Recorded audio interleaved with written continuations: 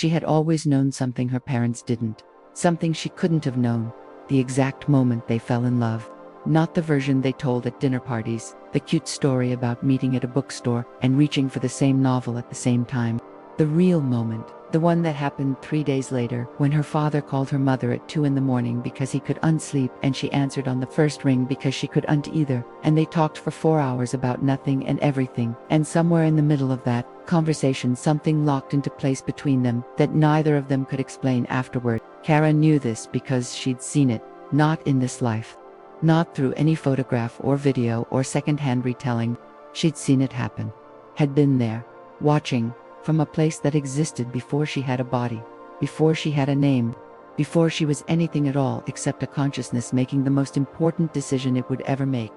And when Dr. James put her under hypnosis at age 34 and asked her to find the moment she first felt connected to her parents, she didn't go back to childhood. She went back to before birth, to a place between lives where souls sit and watch and choose. And what she described there made Dr. James question everything he thought he understood about how incarnation works.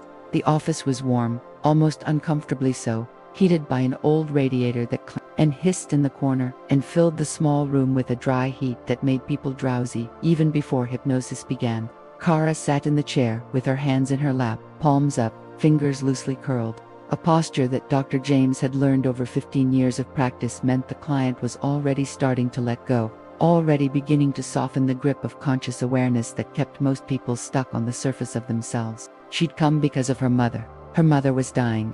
Pancreatic cancer, stage 4, the kind that moved fast and left very little time for anything except saying goodbye. And Kara couldn't stop crying. Not the kind of crying that happens when you're sad, though she was sad. The kind that happens when something inside you is breaking open, when grief is cracking through a surface that has been holding it back. And you don't know if what's coming out is just sorrow or something much older and much bigger than sorrow. Dr. James guided her down, with the practiced ease of someone who had done this thousands of times, watching her face for the subtle signs that consciousness was shifting, that the layers were peeling back, that she was moving from the present moment into whatever the present moment was covering. Kara went deep fast, faster than he expected, and the quality of the depth was different from what he usually encountered, richer somehow, more textured, like she was accessing a layer of consciousness that most people never reached in regression. He asked her to find the feeling, the thing underneath the grief, the thing that was making her cry so hard, and told her to follow it wherever it led.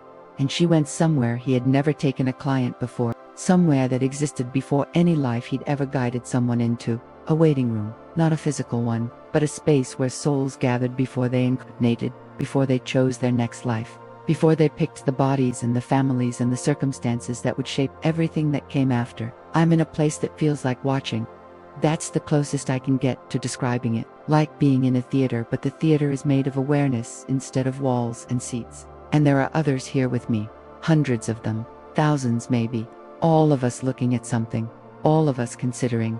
All of us in the process of choosing. Dr. James asked what they were choosing, and Kara's voice shifted into something calm and deliberate, like someone describing a landscape they knew intimately. Our next life, our next body, our next set of parents, our next set of lessons. Everything about what comes next is laid out in front of us, and we have to look at all of it before we decide. It's not random. It's not assigned. It's chosen. Every single one of us chose the life we're living right now. We chose it before we forgot we were choosing. The implications of what Kara was describing settled over Dr. James like a heavy blanket. He'd read accounts of souls choosing their incarnations before, had encountered similar descriptions in the work of other regression therapists. But hearing it firsthand, in real time, from someone who was actively seeing the process happen, was different from reading about it in a book. It felt true in a way that bypassed his intellectual skepticism and landed somewhere deeper, somewhere in his own consciousness that recognized the truth of it, even if his trained rational mind wanted to qualify and caveat and research it further. He asked Kara what the choosing looked like, how souls decided, what factors they considered. It's not like shopping. People think of it that way sometimes, like browsing options in a catalog, but it's nothing like that. It's more like recognizing.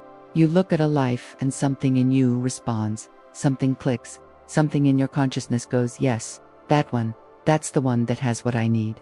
The lessons I haven't learned yet. The relationships that will teach me what I'm still struggling with. the circumstances that will force me to grow in the specific direction my soul needs to grow. And sometimes the life looks easy, and sometimes it looks incredibly hard, and that doesn't matter. What matters is whether it has the shape you need, the contour of growth that fits what's missing in you. Dr. James asked her to find her own choosing moment, to locate the instant when she decided to become Kara, to become the child of the two parents who were now watching her mother die of cancer. He asked her to go back to that exact moment of decision and let him see what she saw.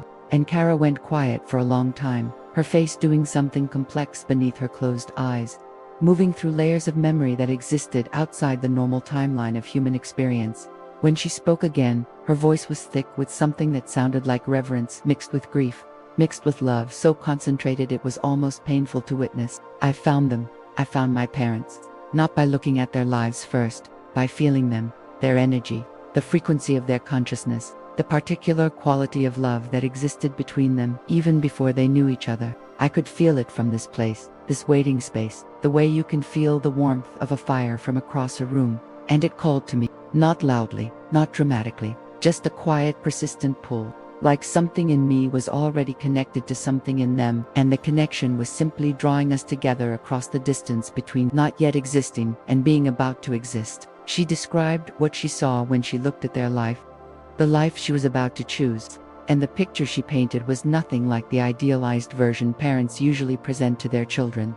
The life was hard. Her mother carried grief from her own childhood, from a father who left and a mother who drank and a childhood spent, learning that love was unreliable, and people who said they cared often didn't mean it. Her father carried his own damage, quiet and deep, the kind that doesn't show on the surface but shapes everything from underneath. A fear of being truly seen that had kept him from connecting fully with anyone until he met Kara's mother and something in both of them recognized the other's wound and decided to try to heal it together. And Kara saw all of this before she chose, saw the damage and the difficulty and the ways their unresolved patterns would inevitably affect the child they were about to have. Saw that growing up in this family would be complicated, would involve moments of confusion and disappointment, and the kind of love that doesn't always look like love from the outside because it's tangled up with pain and limitation and two people doing their best with tools they were never properly given. And she chose it anyway, chose them anyway, not despite the difficulty, because of it. Dr. James asked why. Why choose a life that looked hard when presumably there were easier options available, lighter families, more functional households? And Kara's answer was so simple, it almost disappeared under the weight of its implications. Because they needed me. Not in a codependent way. Not in the way where a child becomes responsible for fixing their parents. In a different way, they needed a soul with a specific frequency, a specific quality of love. Something that would help them heal the wounds they'd been carrying. Something that would show them, just by existing in their lives, that love could be different from what they'd learned it was. I wasn't coming to be saved by them. I was coming to help save them.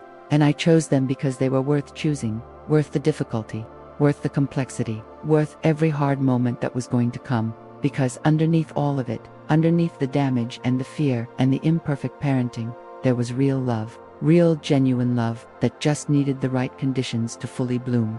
The revelation was deepening now, layer after layer, each one connecting to the next in ways that reframed not just Kara's relationship with her parents, but the entire concept of family, of birth, of the choices souls make before they arrive in the world. Dr. James asked her to describe the moment of choosing more specifically, the actual instant when she decided, and Kara's face softened into something that looked like the memory of a beautiful thing. There was a moment, just before I committed to the choice, where I could see both of them clearly, not as they would be when I arrived, not as parents with roles and responsibilities and expectations attached, just as souls, just as two consciousnesses that I'd known before, in other lives, in other configurations, carrying the same essential selves, underneath different bodies and different stories. I recognized them. Not their faces or their names, because those didn't exist yet. Their essence, the quality of who they were underneath everything. She described knowing them before they were her parents, described having traveled with both of them in previous incarnations, not always as family, sometimes as friends or lovers or strangers whose paths crossed briefly but meaningfully. Described the way souls form connections across lifetimes that don't disappear when bodies change. connections that persist through death and rebirth like threads woven into the fabric of existence itself. And she described making the choice not as a single dramatic moment, but as a gradual deepening of recognition, a slow settling into the knowledge that these two were her people for this round. These two were the ones who would teach her, and whom she would teach. These two were the family she was meant to grow up in, and eventually grow beyond. Dr. James asked what it felt like to make that choice, what the emotional experience was, and Kara's face went through something that looked like the specific kind of joy that comes from remembering something you'd forgotten was beautiful. It felt like coming home, not to a place, to a feeling, to a quality of connection that I already knew, that I'd already felt in other lives with these same souls in different arrangements. It felt like choosing love, not the easy kind. The kind that requires work and patience and the willingness to stay, even when staying is uncomfortable. The kind that actually changes you. The kind that makes you more than you were before. And then Kara went quiet for a long time. Dr. James waited, sensing that something important was forming, that the next thing she said was going to be the thing that connected everything else together. When she finally spoke, her voice was very small, very careful, like she was handling something fragile. I'm seeing something else. Something I didn't expect. I'm seeing the end of the life I chose, not the end of my life. The end of my mother's life. The one that's happening right now. The cancer. The dying. I can see it from here, from this place before I was born. And I knew this was part of the life I was choosing. I knew she would get sick. I knew she would die before I was ready for her to die. And I chose it anyway. The room went very still. Dr. James felt something move through his own chest that had nothing to do with the session and everything to do with the weight of what Kara was saying. He asked gently if she understood why, if she could see the reason for having chosen a life that included losing her mother this way. And Kara's tears started falling. Not the tears of someone who is sad, but the tears of someone who is finally understanding. Something they've been struggling with their entire life, because her death is going to teach me something I can't learn any other way. Something about impermanence. Something about loving without holding on. Something about letting go of the people you love most in the world, and trusting that the connection doesn't end when the body does. I chose this because I needed this lesson, and she was willing to teach it. We agreed to this together, both of us, on both sides of the choice. She knew somewhere in her, underneath the fear and the grief of her own approaching death, she knows that this is part of what we came to do together. This is one of the teachings, one of the hard, beautiful teachings that we signed up for before either of us could remember signing. The emotional climax was arriving with a clarity that made everything else in the session feel like preparation. Kara wasn't just remembering choosing her parents, she was remembering the full scope of what she'd agreed to when she made that choice. The love and the loss and the beauty and the pain, all of it part of the same package, all of it inseparable.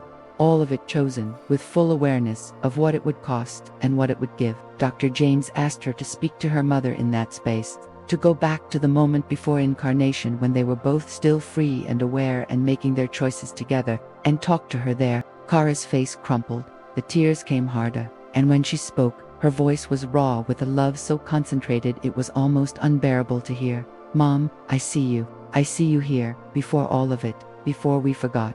Before we came in wearing bodies and names and the whole complicated mess of being a family. I see you choosing this too, choosing me, choosing to be my mother, even knowing what it would cost, even knowing you wouldn't get as much time as either of us wanted. And I want you to know that it was worth it. Every single moment, every fight we had, every time you disappointed me and every time I disappointed you, every ordinary Tuesday when nothing special happened except that we were in the same room, breathing the same air. All of it was worth it, all of it mattered. All of it was part of what we chose together, and I'm grateful. I'm so grateful you chose me back. The silence that followed was the deepest Dr. James had ever sat in during a session. Not empty silence, full silence. The kind that happens when something has been said that doesn't need anything added to it, when the truth has been spoken so completely that the room itself seems to be holding it, cradling it, making space for it to exist without interruption. He watched Kara's breathing slow, watched the tears keep falling, but quietly now. Not the sharp grief of the past weeks, but something softer, something that looked more like release than pain. Watched her face settle into an expression of peace that he'd never seen on her before. A peace that seemed to come from very far inside, from a place underneath the grief, and the fear, and the impending loss. A place where the choice she'd made before she was born was still echoing, still holding, still reminding her that none of this was random, and all of it was chosen, and everything she was feeling right now was exactly what she'd signed up to feel. When she opened her eyes, the first thing she said was, "I need to call my mom," not with any urgency or panic, with something quieter, something that sounded like wanting to be near someone you love while you still can. Not because time is running out, but because every moment of being near them is a moment of the thing you chose, the thing you came here for, the thing that makes this whole difficult, beautiful experience of being alive worth having. Dr. James watched her sit up slowly, wiping her face with her hands, blinking in the ordinary light of his ordinary office. And he saw something in her that he'd seen in other clients who touched something real during regression, something that changed them, not just intellectually, but in the way they carried themselves, the way they moved through the world, a settledness, a rootedness, like someone who had just remembered that the ground beneath their feet was solid, had always been solid, even when everything above it was shaking. She called her mother that afternoon, didn't tell her about the regression, didn't explain what she'd seen or remembered or understood, just called, just talked, just let the conversation wander the way conversations between mothers and daughters wander through.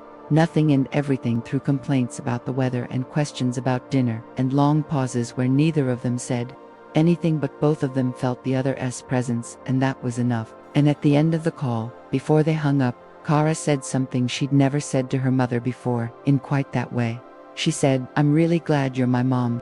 And her mother, on the other end of the line, went quiet for a moment, and then said in a voice that was thick with something she couldn't name, "I'm really glad you're my kid." The weeks that followed were different for Kara. The grief was still there. The fear of losing her mother was still there. The weight of watching someone you love move toward death was still there, enormous and unavoidable and real. But underneath all of it, running like a current through everything she felt and did and experienced, was this new understanding, this knowledge that the relationship wasn't random, that it wasn't a cosmic accident that these two particular souls had found each other across the vast space of all possible incarnations and chosen to be mother and daughter, that they had looked at each other before either of them existed in this form and said, "Yes, this one, this is who I want to learn with, this is who I want to grow with, this is who I want to love in this particular way that can only be expressed through the specific shape of a mother-daughter relationship."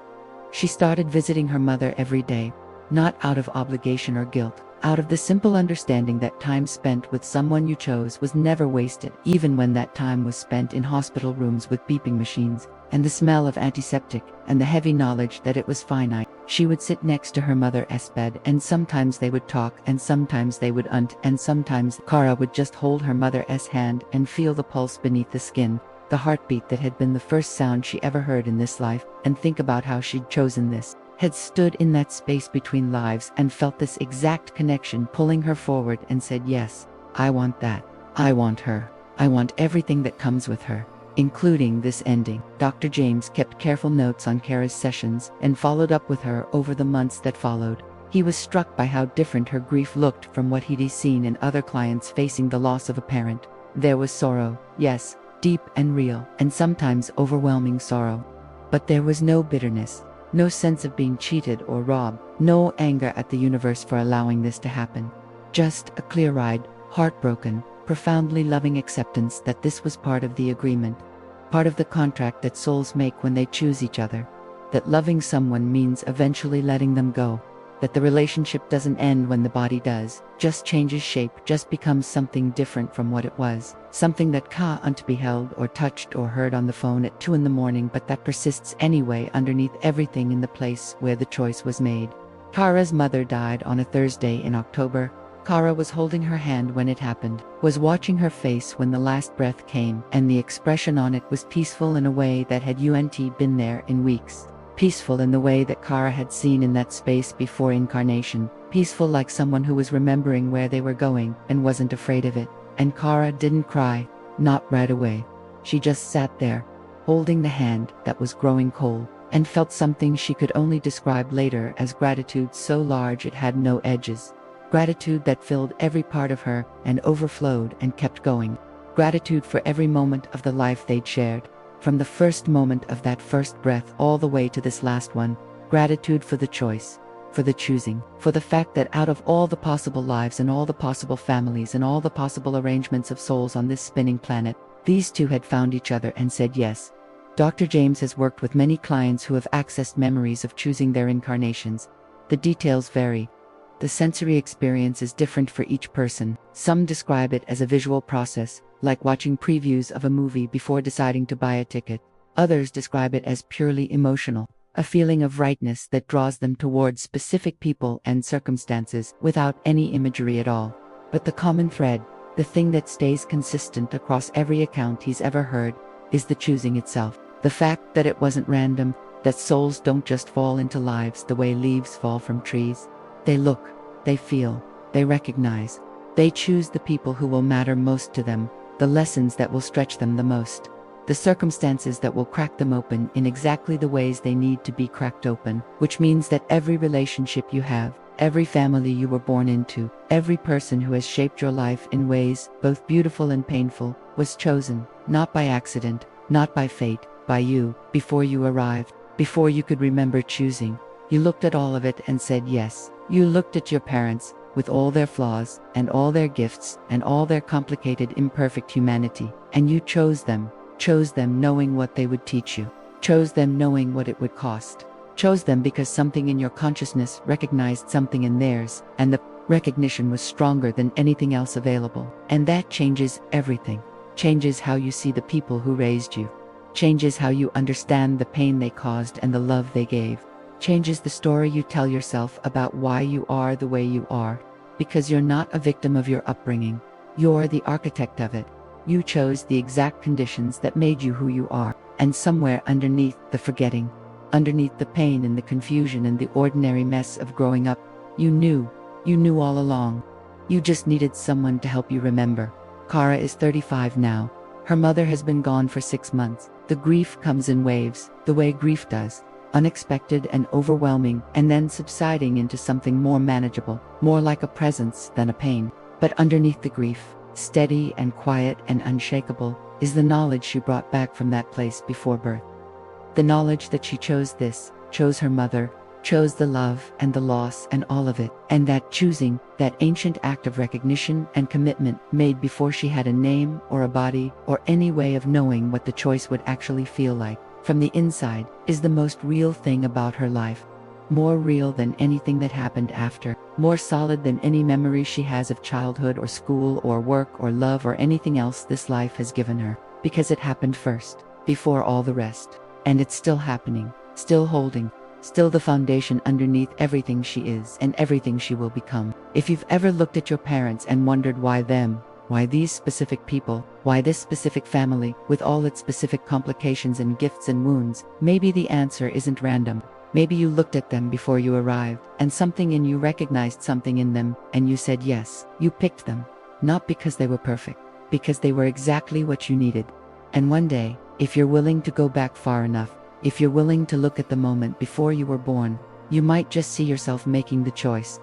And when you do, everything about who they are and who you are and why you're connected will finally make sense. There are others who have found their way back to that moment, others who remember choosing, others who have sat in that space between lives and watched themselves decide, the next one starts now.